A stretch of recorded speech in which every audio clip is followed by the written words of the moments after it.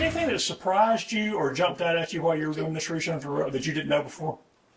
There have been a number of things. And some of them I've been reluctant to write about. For instance, one of the biggest questions that came up all during the research were hints of why we missed some of the railroads. And one of the situations I've been able to answer the question on, but I'd kind of rather not go into that right now. Well, my grandfather and his brother was involved. He said that it was the founding fathers let it get to Greenville, and it could have been here. The rail hub could have been here. Well, the one that is to me the most interesting, and the line was between Charlotte and Atlanta, and that had some funny twists, not just in the line itself, but What about some of the old timers call it Poor and Needy Railroad? Why do they call it P&N Poor and Needy? I have not seen it actually said, except I think it's because it was going to the mills and taking people to the mills. But there was also another way that it was described by the Southern Railway. They called it that. And is it true there was a passenger train that would go to Anderson to Belton and then backed up? No, actually, I believe that what they're talking about there was the Pickens, but it was Pickens Easley. And it would go between Pickens and Easley, and then because there was no Y or no turnaround, it would have to back up. But I have not heard of that ever having happened in the Belton and Anderson area. They had gotten to where they either had that, well, for a little while they had that roundhouse, but they also had these Ys that they could go up one way and back another way and turn around. And they used just having multiple tracks to do it. You talked a little bit about the modern day. What is the train that comes in every morning about 11 a.m. downtown? What is that? That's the Pickens. And in fact, that's the only train that comes in here except the Norfolk Southern to their interchange off the old rail yard. But the Pickens is the only one that runs there or from here to Belton, or from here down to Honeypath, or down to those mills, plants. And to a degree, that's what I'm doing with you. I'm going to talk a little bit about the railroads, but we sure do need any information that any people can give us. And I mean, even if it's just that Great Aunt Millie took the train over to Belton, that all these things can add in. But I am going to kind of dash through the 3 railroads that came through Anderson. And so I will be going pretty quickly, and I'll be covering a good deal of territory, but what we really like are the personal stories. And that is very much needed. Anyway, this pretty much started with John C. Calhoun, because he was looking at the possibility of running a line that came through Anderson, went up through the mountains and Stump Hole Tunnel, and out to the Midwest. At the same time, though, the Greenville and Columbia line was looking at coming from Belton to Anderson. And so what was going to happen was they were going to meet here in Anderson. The Greenville and Columbia built a passenger station and a freight station over at East Boundary Street and where the railroad crossed. And I'm sure you all know East Boundary Street now is called Pant Street. But that's where they did a depot, and that really got things started, along with what was being done coming from the, basically from the Pendleton area that was eventually going to go up to Walhalla. And that needed a railroad cut coming into Anderson from the Pendleton area, and it would swoop by and go between two parts of Main Street, because they had to cut down that hill that was the center of town. And so this was coming through Anderson, and it was cut by a fellow by the name of Clifford Keyes. Now, he had a farm a couple of miles south of Anderson and a good supply of slaves, and so he got the low bid and actually made this cut that came through Anderson. And the cut would then go severing Main Street. In order to sever Main Street, of course, they then had to put up a bridge. And this was a wooden bridge that was put up initially in order to meet the line coming from Belton. And it was pretty neat because they had on either side passengers crossings that had that rail up there. And it was a pretty strong bridge because they actually had streetcars that could cross it. And that was a lot of weight to put on that bridge. But they had to somehow develop something a little more substantial. And the Blue Ridge, first of all, decided to put in a wooden station, which is the one that was on the brochure. And it was off of Earl Street, about where West Earl and West Orr meet. And that station was put in about 1902. But because the Blue Ridge was concerned about competition from the streetcars and the fact that over in Greenville, they were beginning to think about doing more with electric railroads.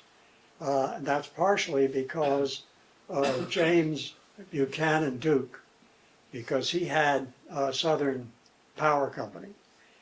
And an Anderson, well, two Anderson natives, or well, at least they lived here, who were involved. Of course, Whitner had done the work on the power plants and all. But also working with Whitner was William, I'm going to blank on this, Lee is his name, who was from Anderson. And Lee came up, Lee had gone to work for Duke, and he came up with an idea of developing electric streetcars that would be throughout western North Carolina and upstate South Carolina. And that system, they needed to have something in Anderson.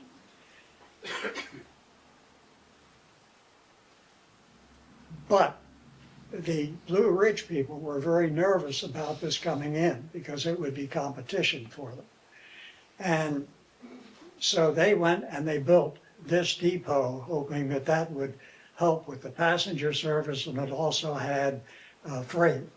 And the people, in addition to Blue Ridge, the people from Charleston and Western Carolina that had a route coming up from the lower part of the state, and it came up into Anderson. They also went into that depot. And that depot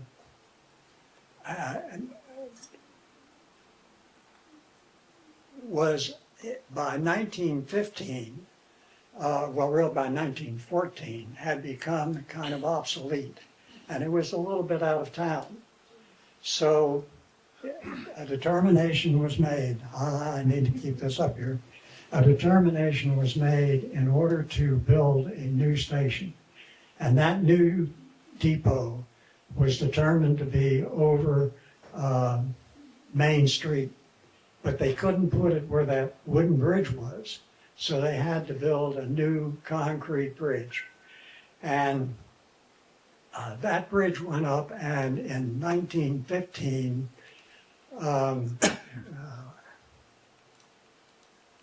a new station was built on Main Street, and that station or depot was very interesting. It had a Spanish motif, like the Spanish mission, and that was popular then out west and in the central part of the West, and also coming over into the eastern part of the country.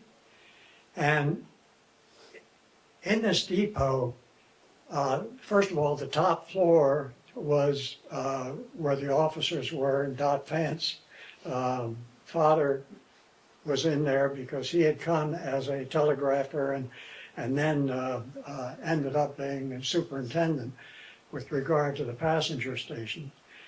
And that was on that second floor. The first floor, as you look at this, on the left-hand side was a passenger entrance for the black passengers. On the far right-hand side was a passenger entrance for the white passengers. In between that, near the white passengers area, they had the baggage compartment and department, and then over on the left they had a department for the express. But the neat part about this station was that the trains were down below, and so they had an elevator that would actually go down for baggage. But as far as individuals were concerned, they went down steps I'm going to show you in a minute. Here is a picture from the back with the steam engine that is under the bridge, and right above it are the windows that stretched across for where the two passenger areas were, and a central room that I'm going to show you in a few minutes. And then up above, the places for the officers. But down on the platform, and you got to the platform by, and this you can see right now. If you ever want to walk to the edge of the parking lot, you can look down, and this is a picture that was just taken a year ago by me. The two doors on the right is where the black passengers would come down. The two doors on the left were for the white passengers. And there were concrete steps under that, which were later taken out, and you may be able to barely see them down here, right there. But were taken down in order to keep people from going up there and getting into the building after the station no longer was functioning. You can also see some of the artwork down there on the pillars, and there's a lot of it. That's the longest art center in probably the state. The upstairs, and incidentally, that elevator was really something. It was a hydraulic elevator. And then some of the water that wasn't used for pumping it up and down ended up being used for the toilets and all, so that you were recycling the water that had come in and using it in the station. This picture was taken about, well, it was in 2024. And of course, for years, the station, which stopped being used in the early 1940s, for years, there were businesses in the station, in the unit. It was converted to to individual use after the station closed down. And on the left, you will see there, this is coming from the black waiting room, but on the left is an arch, and both sides, both that side and the white side, had these arches coming across. The two areas were separated, both the waiting rooms were separated from the central area by a low brick wall. I mean, it was about 3-4 feet high. And in the center area you had, and I'm saying you had, we don't have specific proof of this right now where it was, but they had ticket windows that went to either the black or the white areas. In the back, you'll see two windows that are together. There was another set of windows to the right of that, and those doors were later put in order to get to the parking lot that the Gallup Belk organization put in. But those windows were gone, are gone now. In fact, you can see them back here on above the steam engine and all, because they were all there then, but they're now gone because of the work that was done inside. This was the white passenger area, and it was bigger because, of course, there were many more white people who were going on the trains than there were black people. But that shows where the archway had been from the white waiting room into that main room. In fact, if you look on that archway down there, you see there's some broken out areas. That was so I could get into the big room to take a picture. And, of course, this is all now very, very different, the work that's being done. And I'll talk about that a little bit in a minute. Well, pretty close now. This is how it looked up until a bunch of plywood went up this year, where they are working on it. The property is now owned by Steve Krause, his wife, and his daughter and son-in-law. And they are totally changing what has been left there in the property. Upstairs, that area that were the offices, they will be 2 apartments. And down below, you're having a major renovation. So for instance, that big room isn't going to be like the big room you saw a minute ago. Of course, that wasn't like it was originally. On the left side, you can see where this was, had cinder blocks. That was the black entrance to their waiting room. On the right-hand side was the white entrance, and then in the center was where there was a stairway that went up to the offices up top.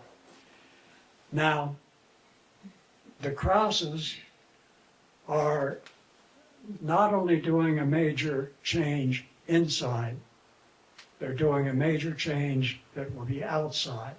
Now, this will take a while to do, but what they are doing is trying as best they possibly can to take it back to the way it looked back then. Wow. Now, they have to deal, of course, not only with trying to match it up, but they also have to try to deal with current regulations and all as far as building is concerned. But as best they can get it back, that should be a really interesting thing to have in Anderson. Now, I've got to kind of move on. Another feature that was very interesting for these trains were the trestles. They had beautiful trestles in Anderson. The trouble is, they got in trouble. There was a trestle over the Broadway Creek, and believe me, it was just a creek. I mean, this was a small creek, but it was in between some high land. And when it flooded, it played the devil with those trestles. This is the second one that went out. The first one, unfortunately, there were some people, well, they were railroad people. There were four or five railroad people in the train when that one went out, and they were all killed. There was one, I think he was a fireman, who survived until the next day, and he was able to tell exactly what happened. They had gone over the trestle in the morning to take some people to Belton, and coming back, and both times they stopped to see if it looked safe. But it had been raining and nasty weather, and you can see how this comes down from cliffs, so that it was funneling all that water. And when they came back, and even though they stopped and looked at it, when they went over the trestle, it collapsed. This was, on the right-hand side, one of these trestles that was the last one that had been built. And if you look on that, you'll see that it had 3 layers of that trestle work. I mean, it must have been a beautiful trestle.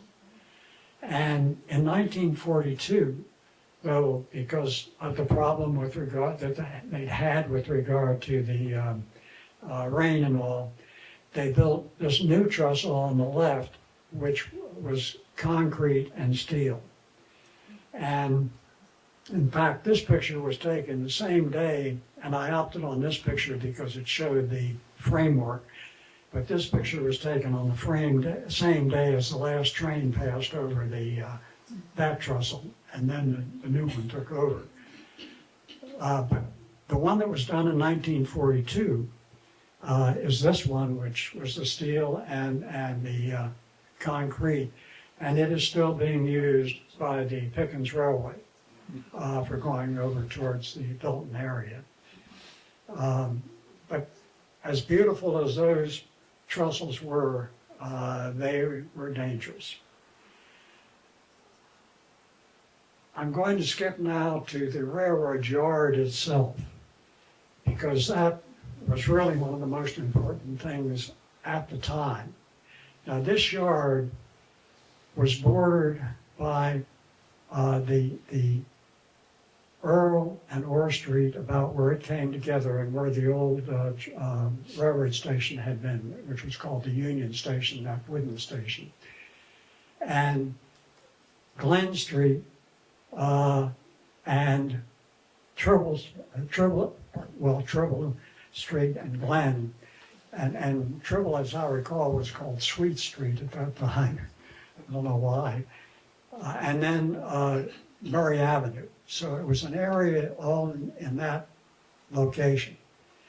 And it was filled up with lumber yards. It had 4 coal yards and trestles. It had many different businesses, and it was a thriving area. But probably the most important thing that was there was the engine repair shed. You can still see this in this condition. If you drive down Earl World War Street and cross the tracks and look back to the right. Those big open areas were for windows because they needed to have light in for the workers. There's also some lighter colored brick that's showing that actually was put in later. It was after, at least after the steam engines and probably also after diesels were serviced there, where there were sheds that were coming out, but apparently they were taken out and the bricks used. The trains would come in, and incidentally, I wouldn't advise going over to that area. When I met the owner, he recognized me right away from the photographs that his security cameras had been taking. Now, I was going to meet him this week, but we weren't able to get together because I wanted to make sure I could show you these. I'm showing them. Anyway, the trains would come in to this building, and there's two levels, or two places there that the engines would come in. And although it's be hard, well, you can see them, I guess, on there. You can see the rails, but a little better this way. The rails actually came into the building. Along the sides, they had the repair stations that they did different things for the engines. And they of course, they wouldn't have done major changes, like if they had to change a major, big piece of the engine, but they did do all the lubrication, the upgrading, whatever needed to be done to keep those engines running. This is the other side of that building, and both of them had the rails coming in where they would be coming from the main line and on into the repair area. On this area, I mentioned about these different businesses that were there. Well, one thing that is still a survivor over there, which is very interesting, I think, this was one of the coal trestles. They would back a train, a coal car up to on the trestle and then dump the coal out. And there was a coal yard on the other side where they would be selling coal to individuals and well, also for businesses and all, because of course so much was done by steam heat. On this side, there's a flat area which used to be a warehouse. Right now it's just the concrete base that was there, and they had coal bags that were sold out of there for the coal yards. But this is one thing that has survived from that old railroad yard. Now, this is the top part where you can actually see the tracks that are on top of that trestle. An Anderson homegrown part of the railroad was the Anderson Traction Company. And the Anderson Traction Company had electric cars, there were really street cars initially, that went to 3 different mills. Of course, along the way to the mills, they would have various stops, and people who weren't necessarily going or coming from the mills would ride on the streetcars. There was another line that just went straight up Main Street, cut up Greenville Street, and then cut down the boulevard and went to Anderson College. And I use the word college because that's what it was then. And these streetcars really were a fantastic thing. People couldn't believe them. They'd never seen anything like it. The first time a streetcar came from, and the shop was on Whitner Street, or off Whitner Street. First time the car came down when they were just testing it, they got to the square and a horse tried to run through one of the buildings. It was kind of a surprise for the horse. Anyway, the streetcars were developed, and there was also a private operation that developed a streetcar to meet with the Anderson Traction Company. And that private company was John Lindley, who had North Anderson and developed North Anderson. So he put in a streetcar that would go from North Anderson to meet the Anderson Traction Company on Main Street. He later switched to buses, and then when North Anderson was actually taken into the city and they went to Duke Power Company buses. But he had kept up with what was happening on the streetcar. But Anderson Traction Company went beyond just having a streetcar system. They went into an interurban system. Now, Blue Ridge was already going across to Belton, but Anderson Traction Company also went to Belton. They took a little, the Anderson Traction Company initially did go out to past Anderson College and then over to Belton. And this really interested James Buchanan Duke, who had, of course, Southern Power Company and was interested in using electricity and getting some money from it. He had, of course, Whitner had already had some of the first long-distance power coming in to Anderson. And William States Lee had worked on that, and then he went to work for Duke. And he had this plan, as I mentioned, to go North Carolina and South Carolina and tie in a big line. Well, they got together and they eventually ended up, well, I say eventually, they went through a couple of different companies to end up with the P&N Railroad. And the P&N was at that time, or shortly, well, no, at that time they were still operating from Central Anderson, but Central Anderson was getting a little uptight because these vehicles were crowding up around the square. And so the P&N moved out of Central Anderson for the trains that were going to Belton. And you may recognize this building. This was the building that Orrin Jones used for his law office, and still it's Jones Law Firm. Orrin's gone, unfortunately.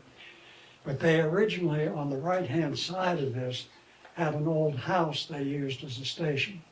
But then they built this one, and notice it even has a little bit of the Spanish Mission format going up. Now an interesting thing about this station, and I was dead wrong when I first started thinking about it, you would go into the station and the station wasn't there. You went downstairs.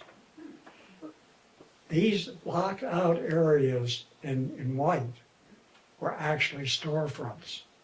They had stores in the upper level, and in the lower level is where they had the, again, like everybody else, they had the white area and the black area. And I do want to mention that because I think it's kind of interesting. On all of these stations, the passenger station for the whites was on the south side, and for the blacks was on the north side. I think it's very interesting that that was followed and how it was handled at that time.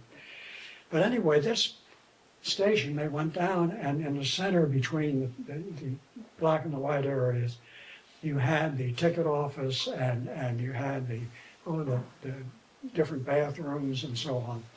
And then you would go out the back door to where the passenger station, the passenger platform was located. And that passenger platform was across from where the P&N had also built their freight section. This building is still there, as well as, of course, Harry Jones's office. But its face was also on Main Street, but this part was facing back, on Murray Avenue, but this part was facing back towards Main Street, and the tracks came in beside this. Yes. And then the other side, I think, was used primarily for trucks or whoever were picking up stuff from the freight station. Now, across from this, they also had a way of making a little bit of money. So they built a series of warehouses, beautiful buildings, and the train tracks came right up beside it. And so the warehouses generated income for the P&N, but also it was a wonderful convenience for the companies. Now, when this stopped being used as a freight station and also for the warehouses, they figured they needed to do something else with this building. Well, of course, they're kind of ugly, just get rid of them. Well, they didn't get rid of them. Those buildings are still there. They just look a little different. Wow. The Anderson Arts Center. And then down beyond that, you have the County Tourism and Convention Center. And behind that, the genealogy office. They didn't get rid of them, but they sure did use them in a good way. Yeah, we talked about the John. The Charleston and Western is the other railroad that was coming in. And as I had mentioned, that it used to be with the Blue Ridge and that old wooden station they had. But when the Blue Ridge went to the new station, they thought about it a little bit, but they decided not to go in that area. Instead, they went over in front of City Hall and decided to build their ticket office over in front of City Hall and then go down the steps to where the platform would be. I'm sorry, I change these around the day, and this actually goes back to P&N for a minute. This picture is of Anderson College, probably about 1950, 1970. In front of Anderson College, you had the boulevard going, and then you had this path coming down, and the path came down to the railroad tracks, and there was this little building there. And that little building, what in the world is that doing there? That was the College Place station. But what's neat about it, you see all these girls in here. It was kind of like a sorority. They were the P&N girls. And so that was a pretty neat little station there. And when you went beyond the station, you ended up going across the Rocky River. This bridge, of course, is still there. And all of this at the P&N, they're hoping to do something with rails and trails so that these areas can still be used. I mean, most of them are still open and available. Of course, a lot of them are on private land now, and so they would have to be dealt with on the private land. But all the way to Belton, there could be a rails to trails situation with various stops along the way. From there, after they went over the Rocky River, this is where their Broadway Creek trestle was.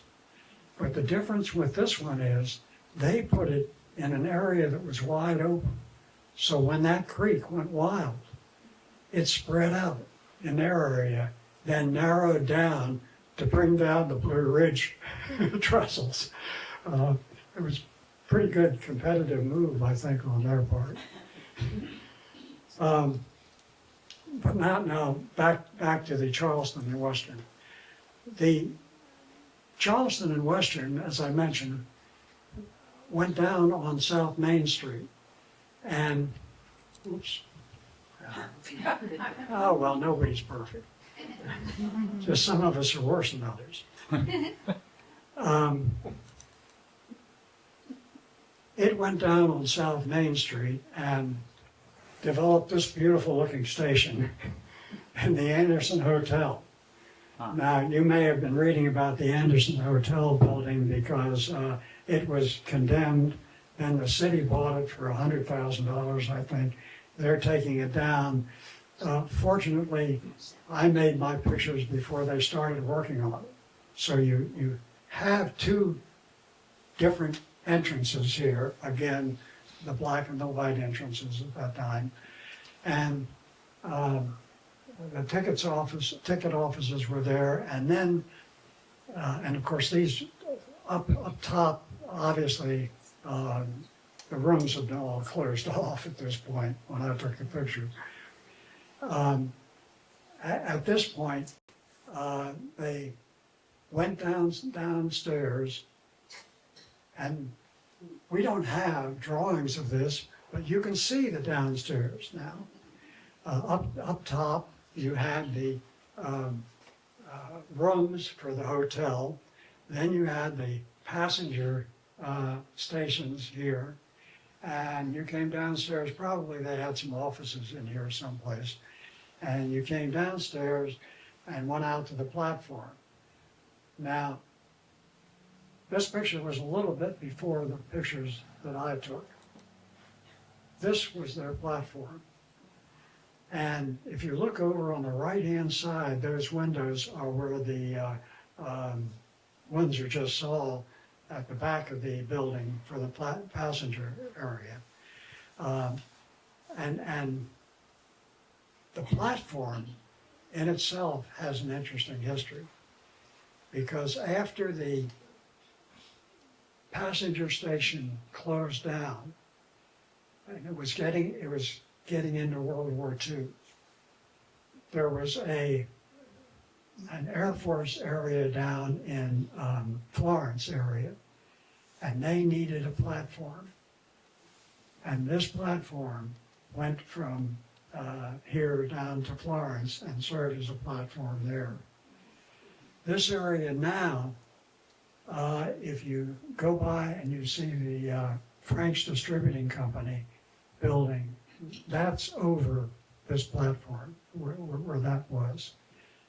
Frank's Distributing Company, I don't know if you know, it was Frank Lombardi who was a ball player, and he retired here and had the beer distributorship, and also really worked with the youth a good deal, I think, with regard to athletics. Over on the left-hand side, you see a roof. Well, that roof was the freight station for the CNWC.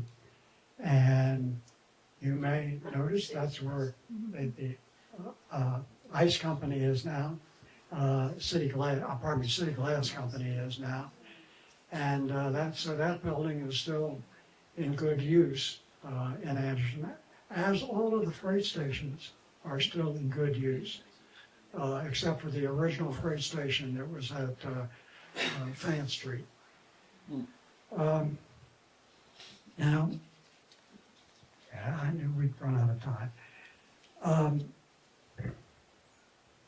After the passenger station closed down, and gradually the freight stations did too, and one of the reasons the freight stations closed down is because most places were now getting trail car loads.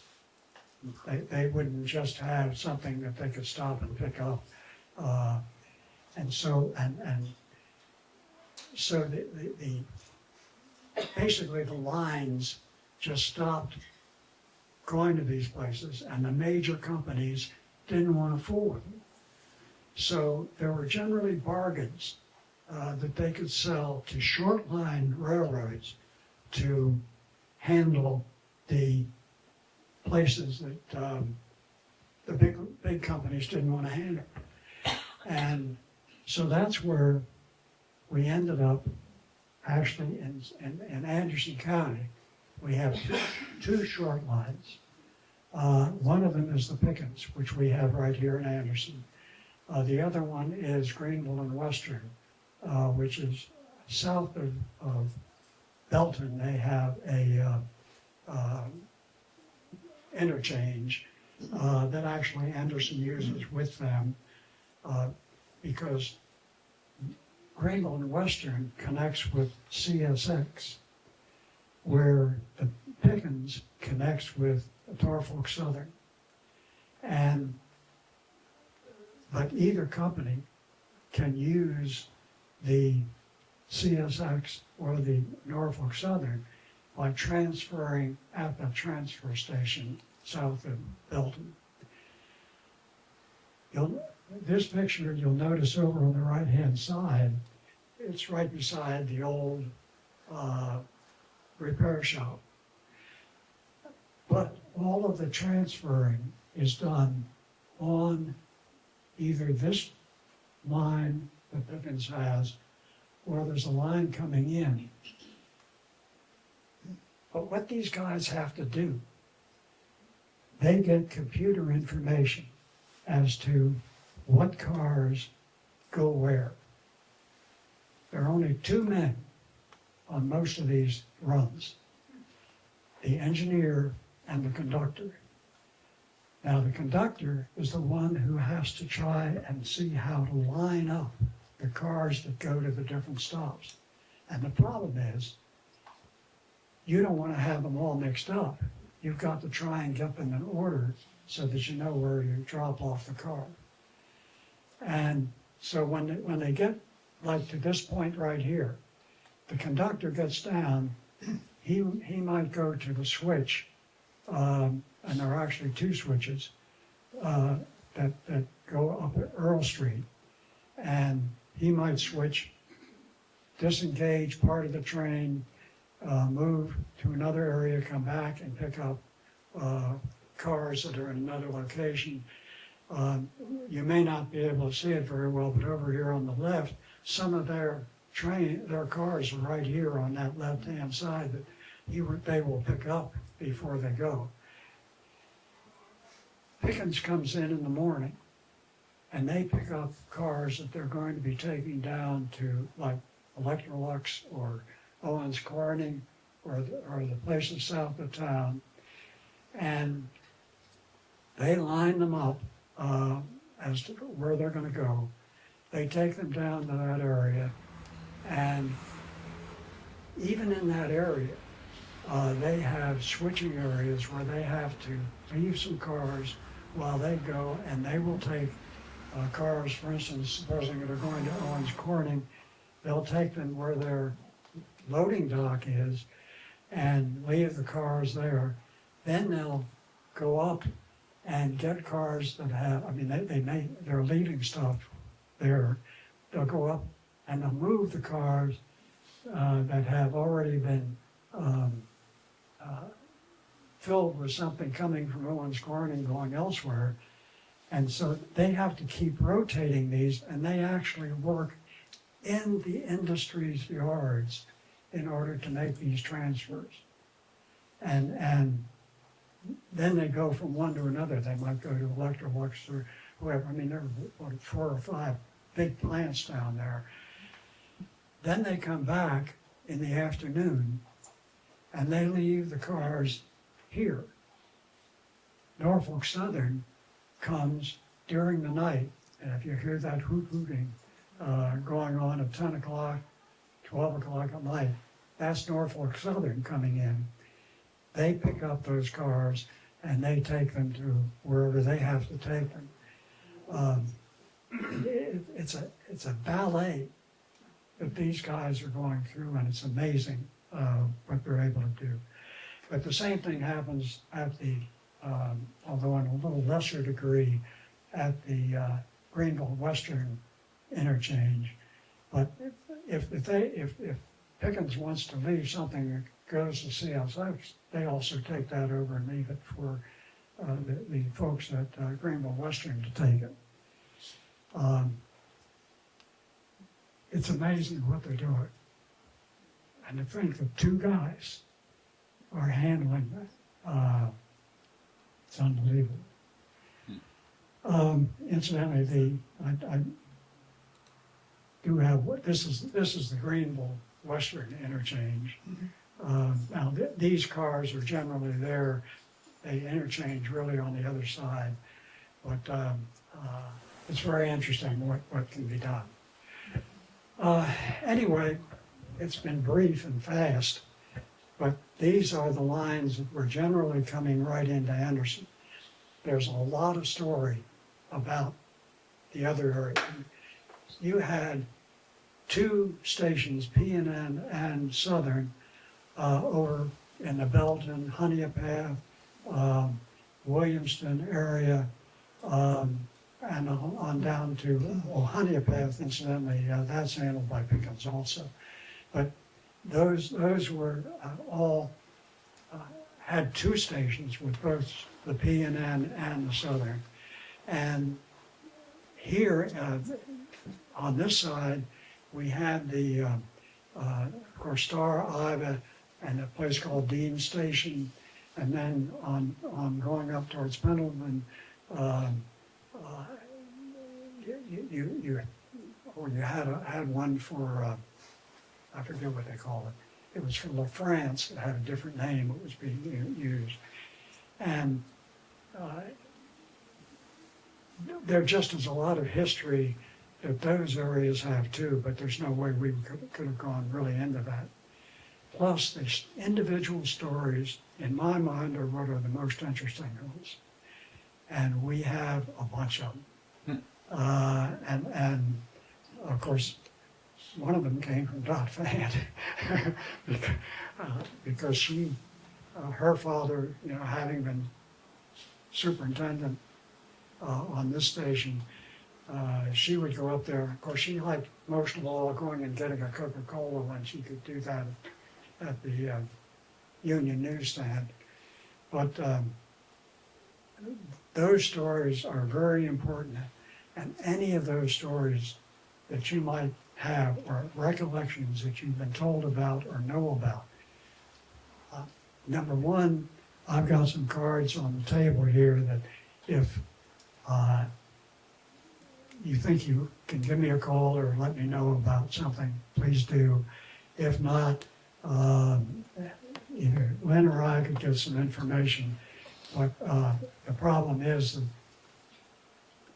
I might want to talk further about it because just asking a couple of questions, we might not get to the kind of the root of it. But the history is, I have to mention them. One of them that I hate I have to talk about it like this, but I think probably a number of you know Buck Roberts, and he passed away recently. Well, about 2 weeks before he passed away, Buck Roberts told me about Nally Drive. And Nally Drive came down about where the old independent operation was, cut to the right, went parallel to the tracks, and then cut to the left again. He used to go with his aunt to Belton. That was the stop. The only thing at the stop was a bench. But if the train came along and they saw someone sitting at that bench, they stopped. The people would cross Nally Drive, get in the train, pay them the 25 cents, and go on to where they were going. Nowhere else that I know of could we have ever found out where Nally Drive, that stop was. And the electric trains, I mean, they would stop if you waved your hand, even if you were walking along the road, and pick you up. They would stop and pull a drunk off the tracks. I mean, they could do that where the steam engines couldn't do that. But the electric drivers did.